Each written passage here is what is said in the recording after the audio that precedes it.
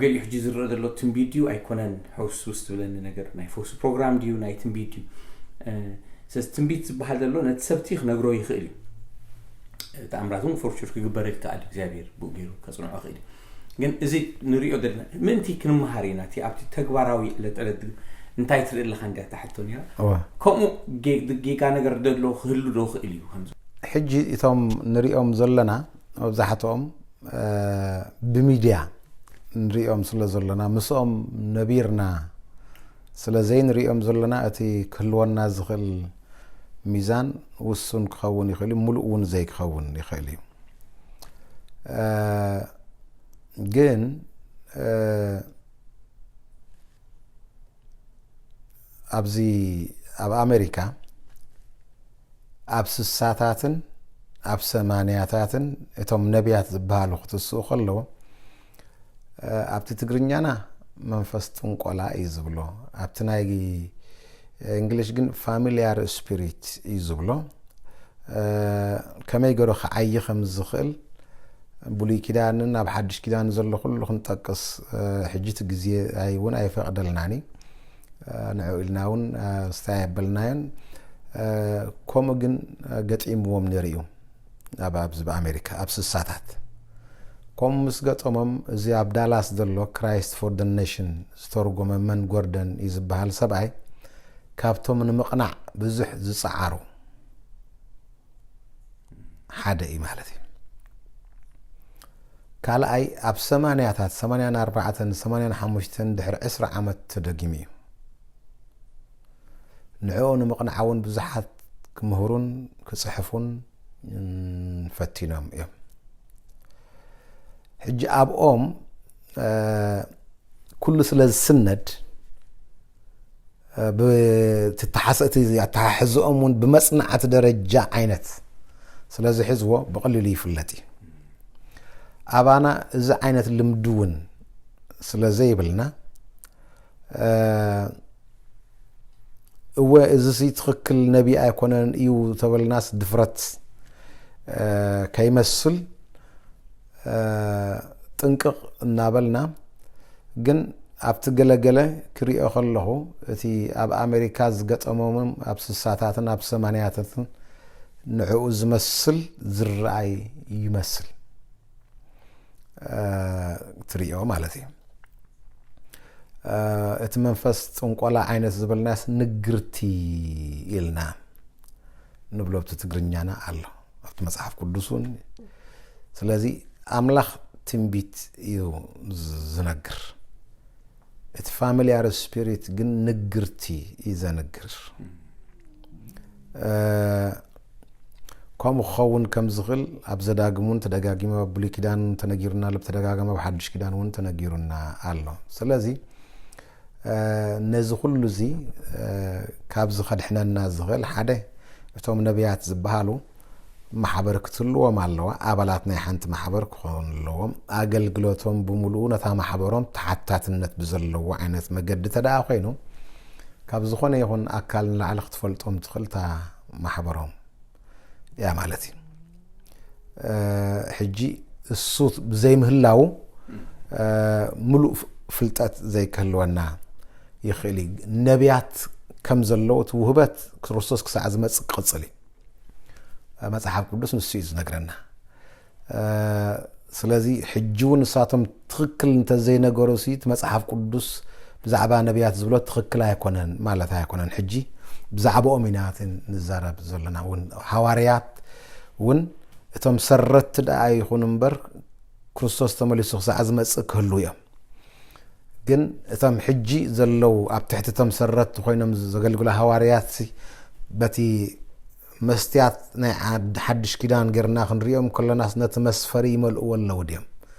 وينتمعقني ملء ولا وديم نتميزان ممزان توهيب النازل اسمع عريو يمزون اللويم كنبل كلنا مع عريو اي مزون يمزلو انتيلنا اب الزمن ز حواريات يلون ايكوننا نبل زلنا اب الزمن ز النبيات يلون ونا ايكوننا نبل زلنا جن مستمسفري زي كيد انت دعا خينو ملكت حتى خن قبرلو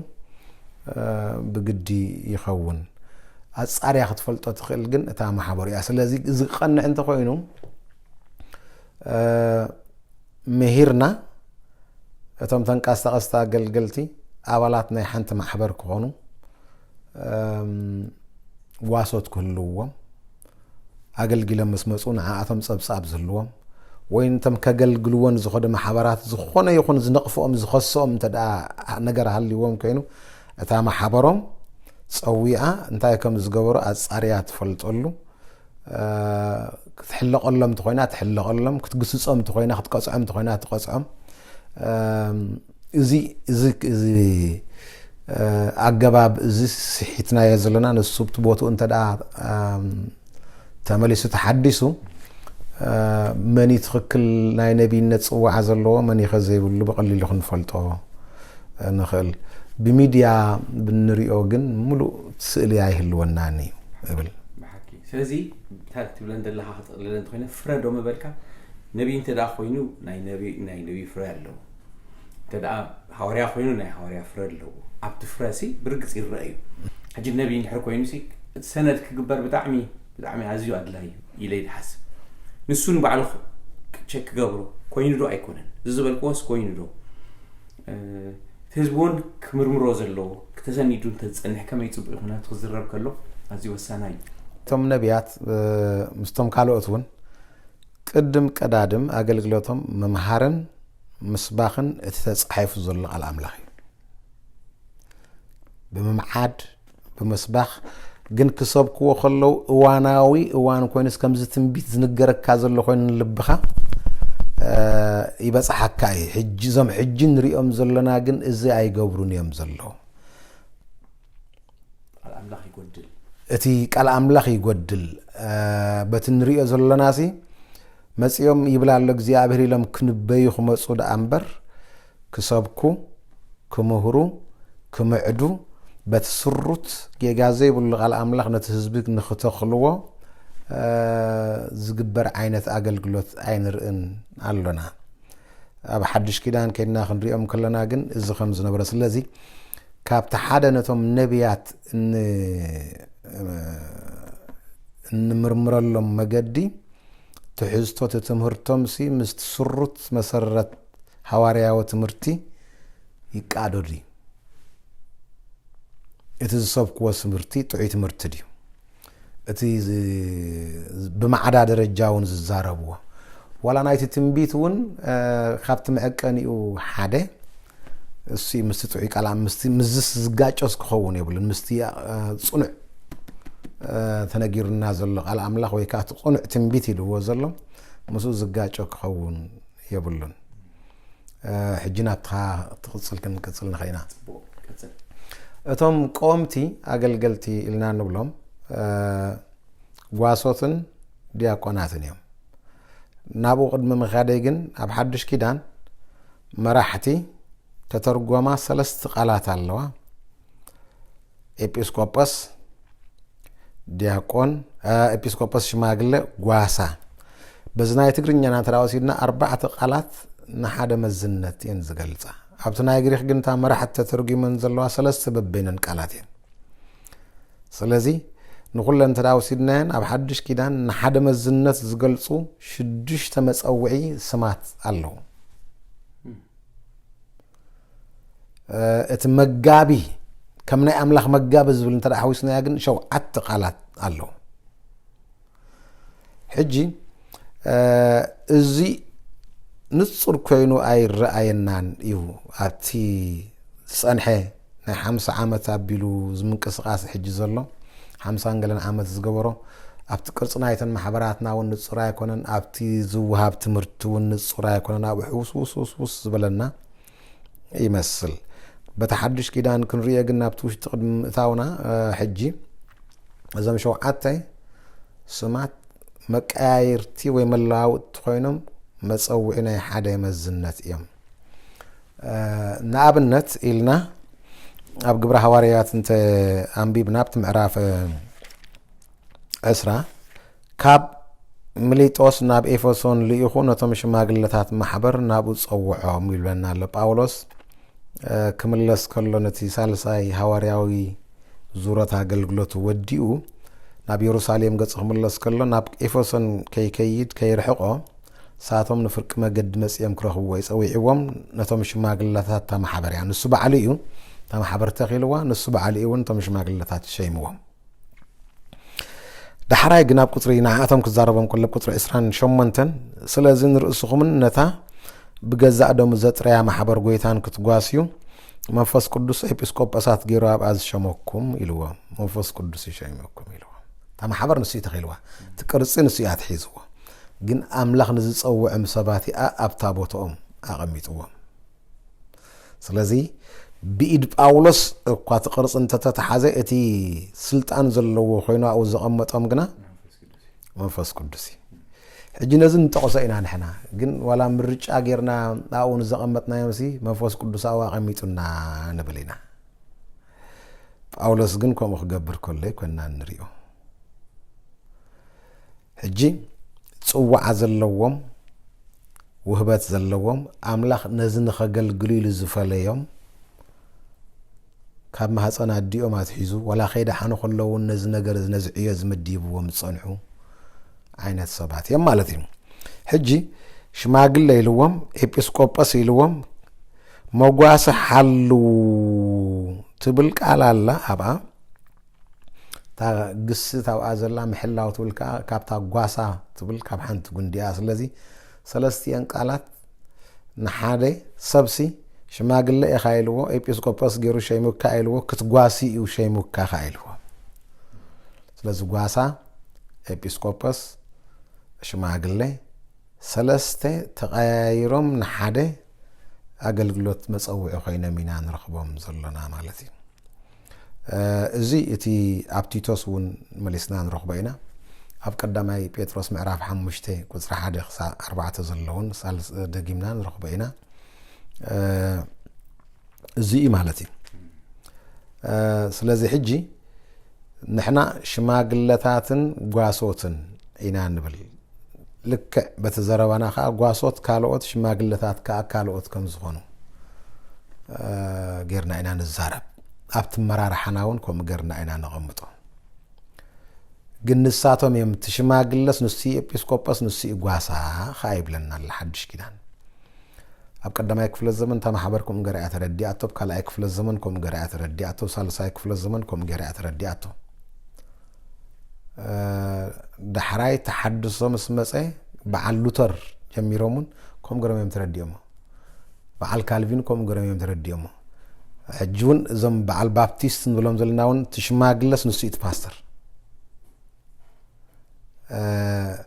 ሕጂና هنا ፍሉይ ዝበለ አተሐሳስባ ሒዝና ክንከይድ ጸኒሕና አሎና ስለዚ በትናይ ሓድሽ ኪዳን ተዳሪናያቶም ቆምቲ መጽሐፍ ቅዱስ ሽማግለ ዝብሎም ኤጲስቆጶሳት ዝብሎም ጓሶት ዝብሎም መራሕቲ ዝብሎም ናይ አምላኽ መገብቱውን ኢልዎም አላብ ቲቶስ ሳቶም እዮም ማለት ንሲ ሓደ መዝነት እዚኦም እቶም ንሕጂ አነ ጥቅልል አቢለ ምንቴ ምዝራብ ክትዕመር ለይ ኤጲስቆጶሳት ክብሎም ማለት ኤጲስቆጶሳት አብ ፊልጵ ምዕራፍ 1 ቁጽሪ 1 ነታ ማሕበር ናብ ኩሎም ቶም ቅዱሳን ናብ ፊልጵ ዘለው ኢሉ ጽሕፈሎም ከሎስ ምስ ሽማግለታትን ዲያቆናትን ኢልዎም ቅርጽታ ማሕበር ቅዱሳን ኤጲስቆጶሳት ዲያቆናት ኢልዎም ስለዚ ቶም መራሕቲ ኤጲስቆጶሳትን ዲያቆናትን እቶም መእመን ቅዱሳን ኣብ ቀዳማይ ጢሞቴዎስ ምዕራፍ 3 ቁጽሪ 1 ክሳብ 13 ኤጲስቆጶስ ከመይ ክኸውን ከም ዘለዎ ዲያቆንን ቶም ዘገልግሉ አገልገልቲ ኤጲስቆጶሳትን ዲያቆናትን እቶም ዝግልገልቲ ህዝብ ሙሉኻ አሎ ማለት እዩ ኣብ ቀዳማይ ጴጥሮስ ምዕራፍ 4 ከይድና ክንሪኦ ከለና ቁጽሪ 11 ብዛዕባ ውህበት ጸጋ ነፍስ ወከፍ አማኒ ካብ አምላኽ ዝተቀበለው ውህበት ጸጋ ኣለዎ እሞ በቲ ዝተቀበልናዮ ውህበት ጸጋ ከም ሕያወት አገልገልቲ ኮይና ነገልግል ኢሉ ምስ በለና እቲ ዝነግር ከም ቃል አምላኽ ገይሩ ይንገር እቲ ዘገልግል ከም ተአምላኽ ዝሃበ ኃይሉ ገይሩ የገልግል ክብለና ክለነቶም ኩሎም ናይቶም አመንቲ ውህበታት ኣብ ክልተ ደንበ ሰሪዕዎም ኣሎ አገልግሎት ምንጋር ኣገልግሎት ምግልጋል ወይ ምግባር ናይቲ ኣገልግሎት ምንጋር ከምቲ ቃል ኣምላኽ ገይሩ ፍልይ ዝበለት ቃል እያ ኣብ ሕጂ ነዊሕ ግዜ ክወስደላ ታቃል ኣብ ሙሉእ ሓድሽ ኪዳን 4 ግዜ እያ ዘላ ካብ ዘፍጥረት ክሳዕ ራእየ ዮሃንስ ብዘሎ ቃል ኣምላኽ ማለት እዩ ምስኡ ዘይጋጮ ገይሩ ይንገር ሰዓት ሓፃር ስለዚ ውህበት ኣለዎ እንተደኣ ኮይኑሲ ብድሕሪኡ ስራሕ ኣለዎ እቲ ብደረጃ ብምስባኽ ዲ ብመምዓዲ ብምንባይዲ ብዝኾነ ይኹን ዝነግሮ ቃል ካብ ዘፍጥረት ክሳዕ ራእየ ዮሃንስ ምስ ቃል ኣምላኽ ክጋጭ ይብሉን በዚ መኽባዓት ዝሓለፈ ክኸውን ኣለዎ ናይቲ ዲያቆናት ዓይነት ክዛረብ ከሎ ግን እቲ ዘገልግል ከምቲ ኣምላኽ ዝሃቦ ሓይሊ ገይሩ የገልግል ክብለና ከሎ ናይ ኣእምሮ ክእለትን ናይ ጉልበት ዓቕምን ዝሓትት እዩ ኣምላኽ ንነፍሱ ወከፍ ሰብ ዝህቦ ሓይሊ ኣሎ ክንድታ ዓቕምኻ ትገብር ካብኡ እንድሓር ተደኣ ሰሪሕኻ ክትምረር ኢኻ ካብኡ እንተጉዲልካ እውን ሃካይ ክትከውን ኢኻ ስለዚ ክንድታ ኣምላኽ ዝሃቦ ዓቕሚ ነፍሱ ወከፍ ሰብ ምስ ካልእ ክንቃፅፅ ኣይንኽእል ኢና ኣምላኽ ዝህበና እቲ ሓይሊ ብኣመጠን ኢና ሕጂ ኣብ ክልተ መዲብዎም ስለ ዘሎ ኩላቶም ቶም ቅዱሳን ውህበት ክህልዎም ከሎ ገሊኦም ኣብ ትሕቲ እቶም ኣምላኽ ከም ዝሃቦም ሓይሊ ዘገልግሉ ኣገልግሎት ዲያቆንያ ትብል ቃል እያ ኣብኣ ዘላ ዲያቆን ትብል ቃል እያ ኣብኣ ዘላ ማለት እዩ ኣብ ትሕቲኦም ኮይኑ ዝስርሑ እዮም እቶም ገሊኦም ከ ኣብ ትሕቲ ቃል ኣምላኽ ዝነግሩ ዝስርሑ እዮም ሕጂ እዚኣቶም ዘመርቲ ክኾኑ ይኽእሉ እዮም ትንቢት ዝንበዩ ክኾኑ ይኽእሉ እዮም ብቃል ብምሕልላፍ እቲ ኣገልግሎቶም ማለት እዩ ስለዚ ኩሉ ሰዓናታቶም መዕቀኒ ጥዕና ናይቲ ትሕዝቶ እቲ ዘመሓላልፍዎ መልእኽቲ ምስ መጽሓፍ ቅዱስ ዝጋጮ ክኸውን የብሉን እዩ ስለዚ እቶም ዲያቆናት ነቶም ከምቲ ኣምላኽ ሓይሊ ዝሃቦም ዘገልግሉ ኣብ ትሕቲኦም ገሮም ዘዋፍርዎም ክኾኑ ከለዉ እቶም ኤጲስቆጶሳት ነቶም ከም ቃል ኣምላኽ ገሮም ዝነግሩ ኣብ ትሕቲኦም ገሮም ዘዋፍርዎም እዮም ማለት እዩ ስለዚ እዚኣታ ዓባይ ቅርፂታ ዝነግረና ስለዚ እቶም ቆወምቲ ኣገልገልቲ መን እዮም እንተደኣ ኢልና ኤጲስቆጶሳትን ዲያቆናትን እዮም ንብል